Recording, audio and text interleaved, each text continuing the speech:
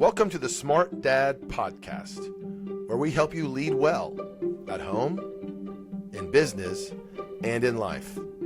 I'm your host, Derek Moore. Smart dads are intentional, engaged, and ever learning.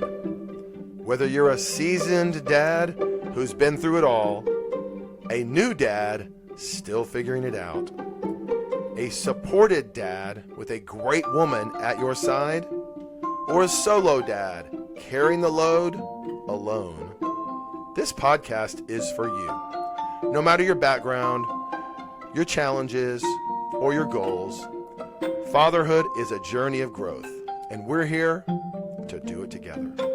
Each week, I'll share insights that I've garnered throughout my life of raising kids, building businesses, and leading others. I'll definitely share some failures, some successes, and I'll even be able to show you tools and strategies that you can use to become a smart dad in your own life. Welcome back to the Smart Dad Podcast. Today, we're diving in to the eighth and final dimension of eight-dimensional living, the future. Now, I don't mean flying cars, AI clones of ourselves, and robots that make us fat and lazy, although we may get there pretty soon.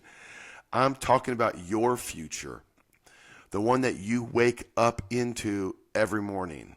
I'm talking about the future you'll hand off to your children when you're gone, the future you'll stand accountable for when you're gone, and really the future that's already forming right now based on what you do today. So I want to speak to you not as a guy who's already got it figured out. The Smart Dad Podcast is not that I'm smart because I have it figured out. The Smart Dad Podcast is because you'll be a smart dad if you can learn from some of the mistakes and experiences I've already had. Remember that experience, right, that you pay for is expensive, but wisdom is experience at a discount. I've already walked this for decades. I hope to help you out a little bit today. If I can give you one phrase that I think I'd hang the entire episode on, it's this one mindset, one mantra. It goes like this: if it is to be, it's up to me. You may have heard that before. You may like it. You may not like it. I'm not arguing predestination and free will. All I'm saying is I've got a lot of stories, and they're not formulas, but I want you to listen to those, glean what you can, and then build something more into your life. There might be a principle you take away. It might be one word. It might be an idea that's generated. But I really want you to think about what we're talking about. So here we go. Buckle up. And I've told parts of this first story before, but this is where the thread really begins for me today. I was about 12 years old. I had just begun my faith walk, and I had in my mind a very clear vision of my future. I believed I was supposed to be a doctor. I believed that I wanted to be, and I would be, a doctor for children. I believed that I was going to be serving children as a missionary, specifically in what I called Mexico, which those of you from Texas and the South, you realize that to us folks who are little kids, Mexico just means everything south of the Rio Grande. So that was my vision. I thought that a doctor who helped kids was always called a pediatrician. I didn't know about all the different aspects of being a doctor, but I knew in my bones I wanted to be a doctor who helped kids. I wanted to be a missionary. I wanted to be in Mexico, as I called it, and I wanted to be a dad. I knew as I got older this vision would come true, and it didn't come from anything external. It was in there. It was deep within me. It was strong, and it really formed me for years and decades to come. So fast forward almost 40 years later, I didn't go to medical school like I thought I was. Instead, I chose to build a family. I was married at 20 years old. I chose to earn an income because I had my first kid at 21 years old. And I wanted to be intentional and have more kids. The missionary work, I did that. I've been on 4 or 5 continents. That box is checked. Having kids, I've got 15 of those. I've told you that before. 10 girls, 5 boys. But interestingly, I started my PhD in education at 50 years old.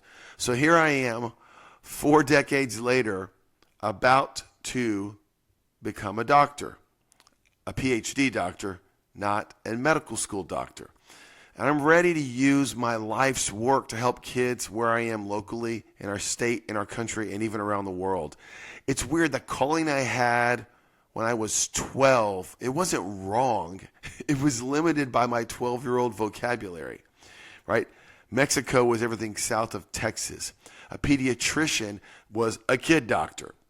A missionary was someone who was a full-time paid missionary in some country. Well, that's not how it unfolded, but it's still unfolding, and I'm still becoming more and more of that person every day. It's just with a more complex, nuanced vocabulary. The future isn't something you just enter. It's something that you shape. And you shape that future moment by moment, thought by thought, and action by action. So let me fast forward to my last year as a teenager. I was 19 years old. I just finished my freshman year of college.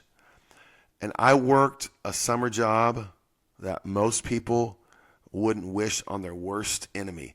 I sold educational books door to door, 80 hours a week, straight commission, 1,000 miles from home in the 100-degree heat of southern Indiana.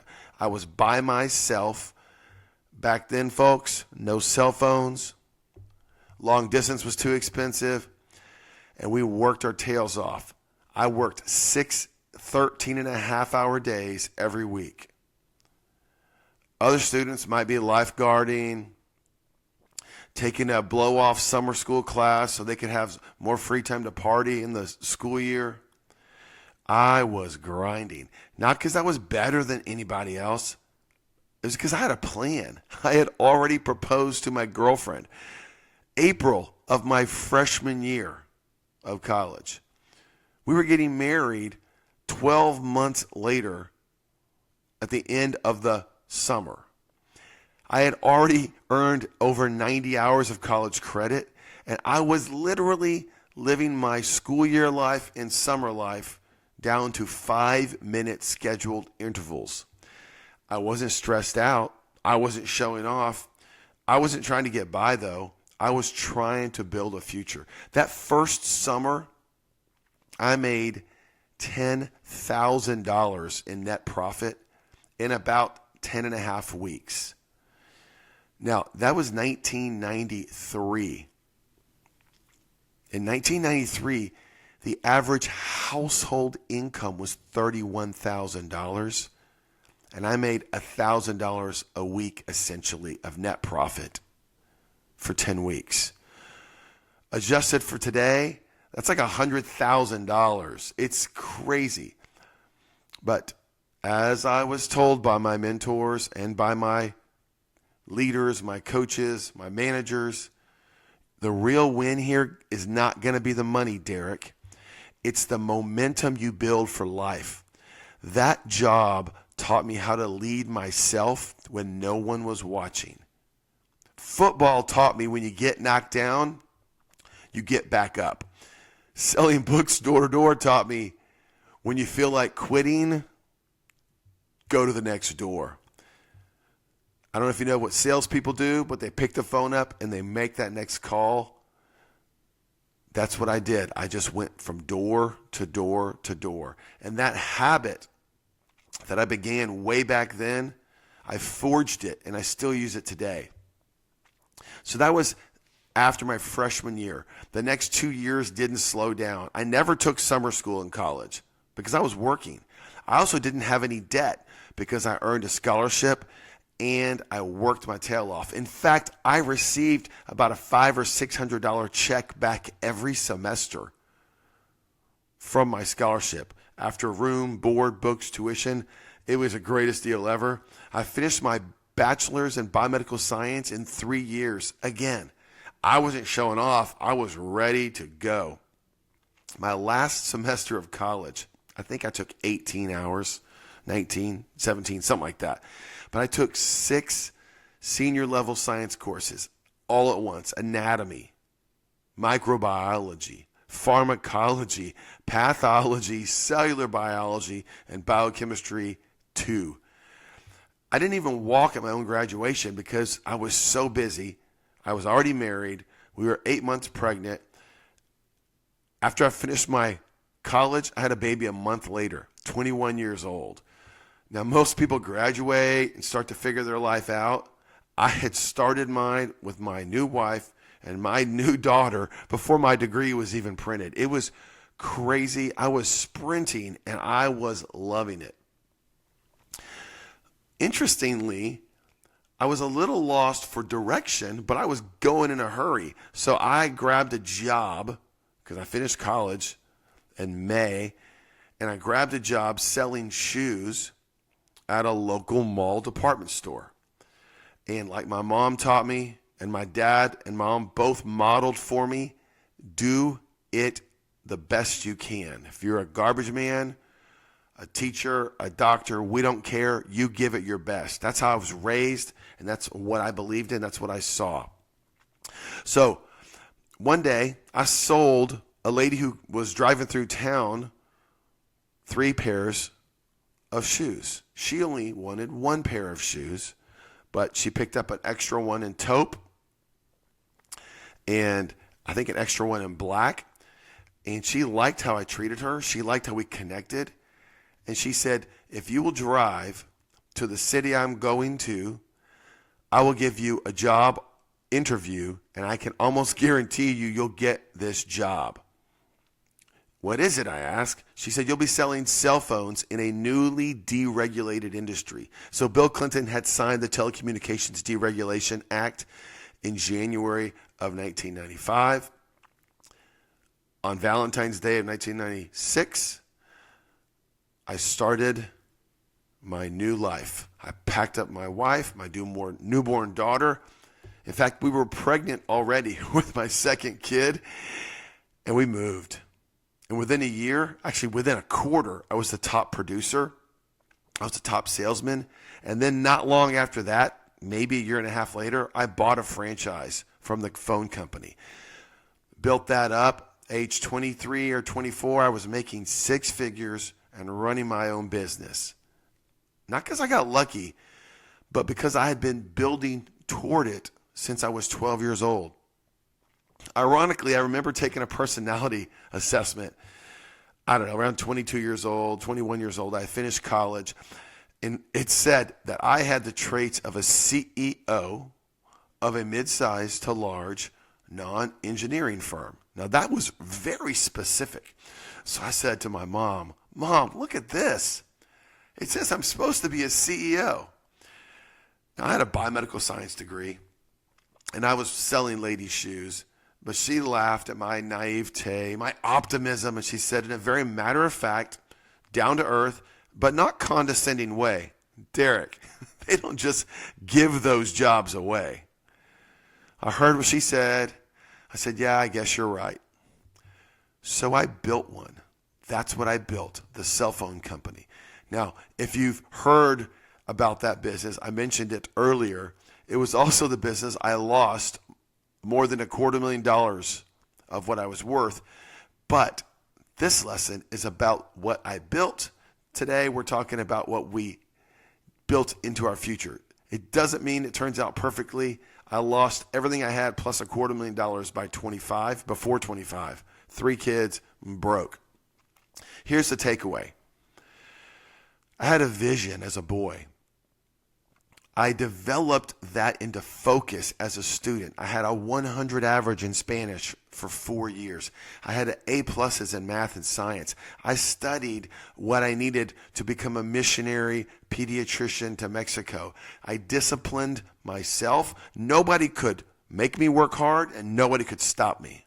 I nearly graduated valedictorian, captain of the football team. I was going to Mexico mission trips in high school, and I, again, quote unquote, knew I was going to be this when I grew up. It didn't pan out that way exactly, but it points back to the truth I want you to remember. If it is to be, it's up to me. And I don't think anyone is actually self-made. I'm not talking about, hey, I was self-made, but you can be self-led. Jim Rohn says, discipline weighs ounces. Regret weighs tons. James Clear, I think he wrote Atomic Habits. He said a great line. You don't rise to the level of your goals. You fall to the level of your systems. And remember, I told you the word system I use as an acronym, SYSTEM. That stands for Save Yourself, Time, Energy, Money. To me, systems build what you do. And finally, James Clear says, every action you take is a vote for the type of person you wish to become. So I'm setting the stage here not to talk about myself, but to talk about what you can see in other dads and who you can become. This is not just about me. There are dads all over the world who are stepping into their futures with clarity, conviction, and courage. So stick around for a minute. I'm going to introduce you to Aaron. I think you'll be glad you met him. Aaron is a dad I've coached. We're friends now. We've spent a lot of years, a lot of hours together. He's a man I've walked alongside for years. He's walked alongside me. We've had cigars together. Our kids have crawled on the floor together. Our families have even cruised together. Though Aaron missed the cruise for his corporate job. He was working this steady but soul-draining corporate job. It paid very well, especially for a man in his 30s, but it didn't spark a single ounce of vision. Aaron is someone who just doesn't want to accept what's handed to him.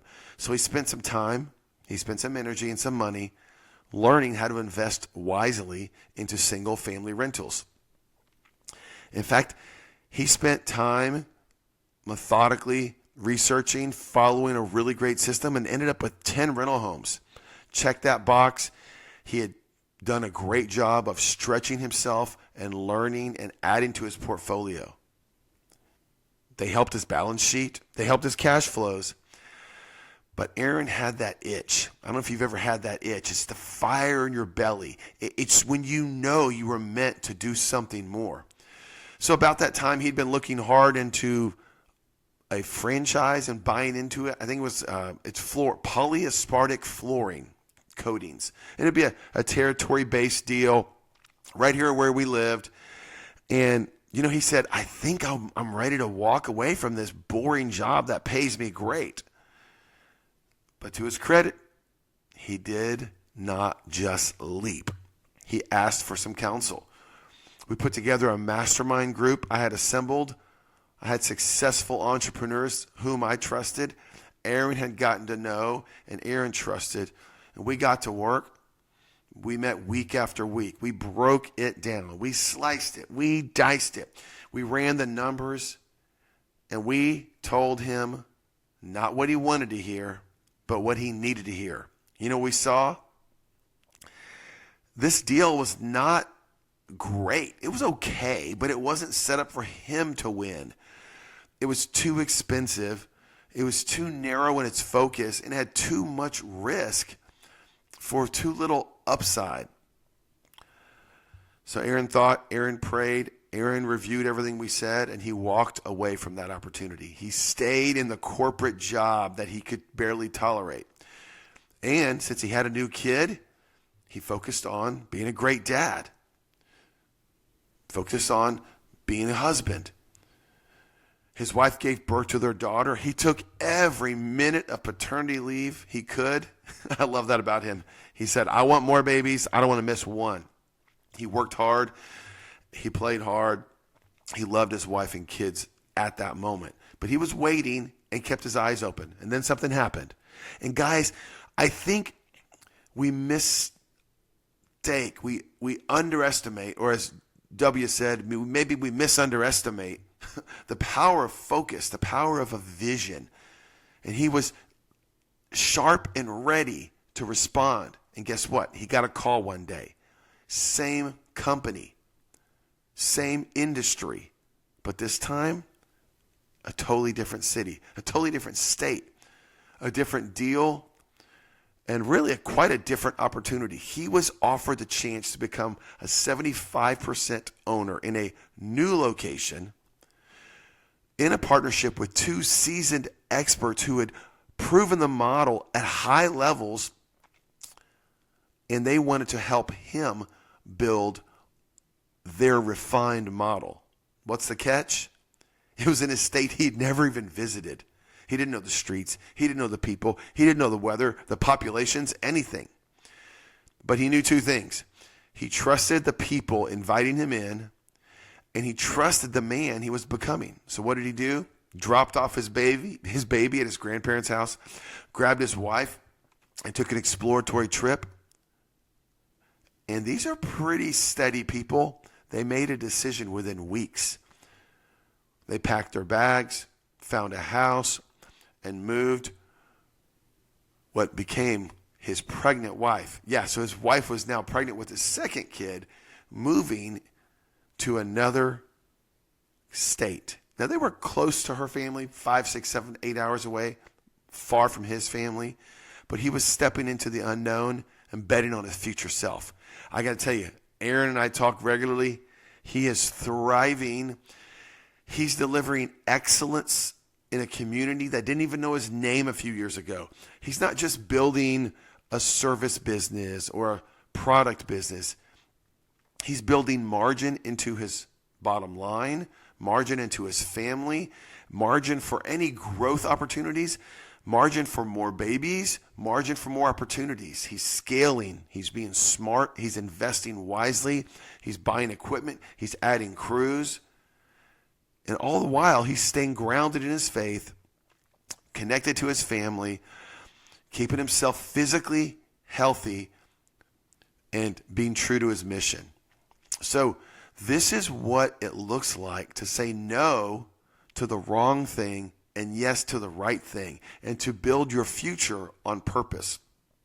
So Aaron didn't dream. He didn't go for it and risk everything. He went in eyes wide open, his head up. And that's exactly what I want every dad to do. Don't just drop everything and run. You might be a quick thinker. You might be able to weigh the costs quickly, but you need to weigh the costs. You need to make sure that you're ready for what's coming. The future will favor the dads who prepare for it. And then those dads can walk with conviction into the future. So before we close today, I want to take you back to, that summer, that first summer that was 19, 80 hours a week, straight commission, a book bag, 1,000 miles from home, straight commission. But we went to Nashville, Tennessee for training for a week. And the last day of training, they handed us an envelope and said, write a letter. Don't write a letter to us. Don't write a letter to your girlfriend or your mom or dad. Write a letter to your future self. The man who you're going to be when you drive home from Nashville the last day of the summer. What do you want to say to him? So we would start in Nashville for training. We would go to our location, close it out in Nashville, then drive home. What would I say to Derek? End of summer, Derek. Derek, who had finished working 80 hours a week for 10 plus weeks. So I wrote about the numbers I wanted to hit. I wrote about the growth I wanted to personally have. I wrote about the guys I wanted to bond with. I wrote about who I wanted to be as a result of the summer. What habits I wanted to create or begin. And then I wrote a prayer that there would be enough change in me to make that happen. I sealed it and didn't see it. Gave it to the company. Months later, we get back, we open it up. Man, I'll never forget all the sweat, all the exhaustion. I had earned the double gold seal, the double I Want to Win award, because I had my best week of the summer, one of my last 2 weeks, which was my second to last week. And then I beat that week during the last week, so I had my best 2 weeks of the summer, my last 2 weeks of the summer. And then I earned the Gold Seal Gold Award, which was guaranteeing to anyone who wanted to know that I worked 80 plus hours a week every week. I had sweat, I had exhaustion, I had knocked on thousands of doors, literally hundreds every day. Heat, rejection, gun being pulled, dogs being crazy, sunrise, sunset. And then I saw that letter. I opened it up, and it's crazy how much you can grow in 10, 12 weeks. It was written by a younger, idealistic, naive version of myself, and it was a gut punch, and it was a gift all at once. I thought it was going to be such a great summer. I didn't count on packing up once and trying to go home and talking myself into it and out of it and then staying. I didn't expect to get a Dear John letter, which is when your girlfriend, in my case, fiance, breaks up with you. I did not expect to have had so much pain and yet so much success. So somewhere along the way, I had learned how to win. 13.5-hour days, they're terrible, but they're manageable because we broke them into thirds. That's 3 4.5-hour chunks. I would eat between the 3 chunks. That was kind of like a lunch break and a dinner break. Scarf it down and keep going. I broke those 4.5-hour chunks into 1.5-hour chunks. And then we would zone that out. And then I broke those 1.5-hour chunks into half-hour chunks.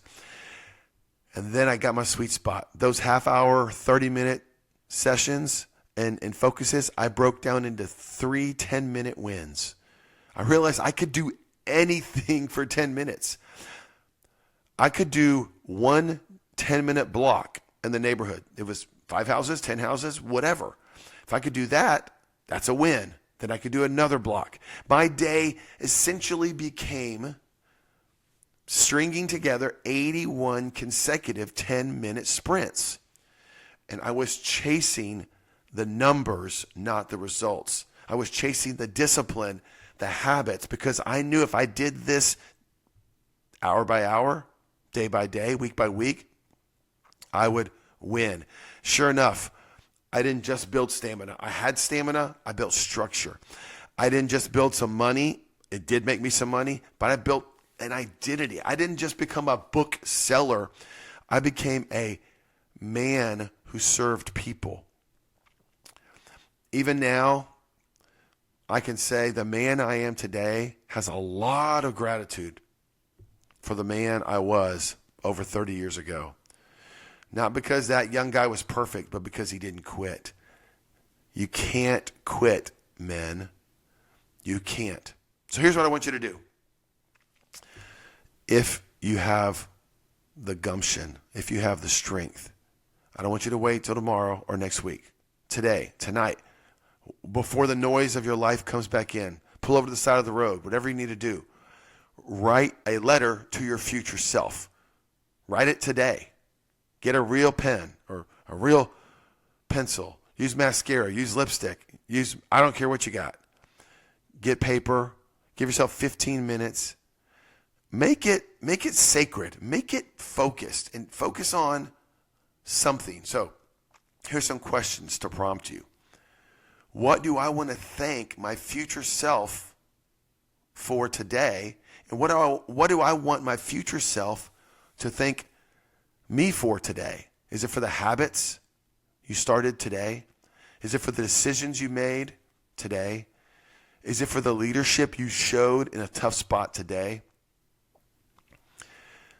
Maybe this is going to be a good prompt for you. What would your future self warn you about? Are there shortcuts that you're taking today or you're tempted to take? And your future self is going to tell you, hey, those shortcuts are not going to pay off. Are there conversations you keep avoiding? Remember that conflict delayed is conflict multiplied. Is your future self warning you that you're kind of drifting from success mode into survival mode?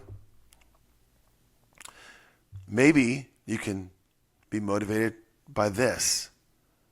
What kind of man are you becoming? Ask yourself that. And are you doing it on purpose, or are you just defaulting to it? And then finally, what is one habit, just a 10-minute habit that you can start right now and you can win at? You can do it for 10 minutes. Is it drinking a bottle of water? Is it doing push-ups, jumping jacks? Is it reading a newspaper or a book? Is it making a phone call to a friend or a family member? I don't know. Is it a sales call? What one 10-minute habit can you win at right now? So write that letter, seal it, put a date on it, and think, are you going to write to your future self 6 days from now, 6 months from now, 6 years from now? You decide that, and then put it somewhere you'll remember. Maybe you need to tell somebody, your wife or somebody who'll help you find it. And then start building the life that man will be proud of when he opens it. Because listen, you're negotiating today on behalf of your future self. And that guy is real. He's watching. You're not behind. You're not stuck. You're literally simply one 10-minute win away from a different future. And then you rinse and repeat, and you rinse and repeat. I did it 81 times a day for an entire summer. So, men, this is what smart dads do. We don't just go along to get along. We design our lives, we reflect on that, and we recalibrate. Realign it so that you can lead your future with clarity and conviction. Remember, if it is to be, it's up to me. So, if it is to be, it's up to you. I think that your future is within your hands, and you need to start today. Have a great day. Thank you for joining us on the Smart Dad Podcast. Be sure to hit subscribe so you never miss an episode. For resources, links, and more, check out the show notes. Also, if you like what you heard today, please leave us a 5-star review so other dads can find the podcast and be the dad they are meant to be. Now go out and be a smart dad today.